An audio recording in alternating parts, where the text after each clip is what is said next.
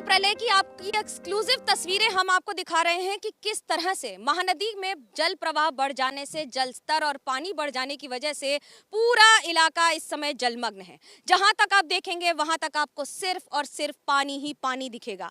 दरअसल गांव के गांव टापू में तब्दील हो चुके हैं और वहां तक पहुंचना उतना ही मुश्किल हो गया है, क्योंकि जिस सड़क पर मैं खड़ी हूं उस पर तो सिर्फ और सिर्फ पानी है।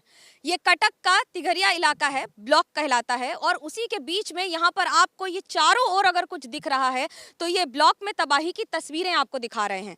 साथ ही आपको ये बता दें कि यहाँ से करीब 8 से 10 किलोमीटर दूर है महानदी नदी, लेकिन नदी कितनी दूर है इसका अंदाजा इस बात से लगाया जा सकता है कि ये पानी यहाँ तक पहुँच चुका है।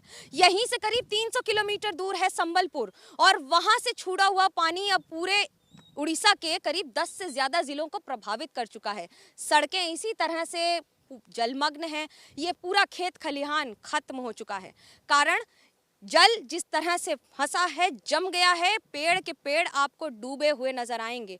करीब 40 से 50 फीट ऊंचे पेड़ इन इलाकों में डूबे हुए हैं, और साथ ही साथ घर, स्कूल, जो बच्चे वगैरह हैं वो स्कूल तो बंद करा दिए गए हैं। कई इलाकों में बिजली की समस्या है, क्योंकि या तो पोल टूट गए हैं या फिर विद्युत की सुविधा पहुंचाई नहीं जा पा रही है कारणों के लिए।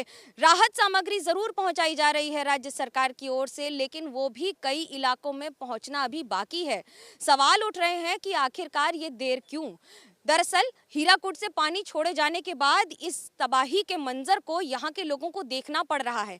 आमतौर पर इन इलाकों में इतनी बारिश नहीं होती है कि कई दिनों तक यहाँ पर पानी इस तरह से थम के रह जाए, और इस थमे हुए पानी की वजह से अब खतरा बीमारियों का होगा, जो नई चुनौती होगा कि कहीं बीमारियां ना फैल जाएं।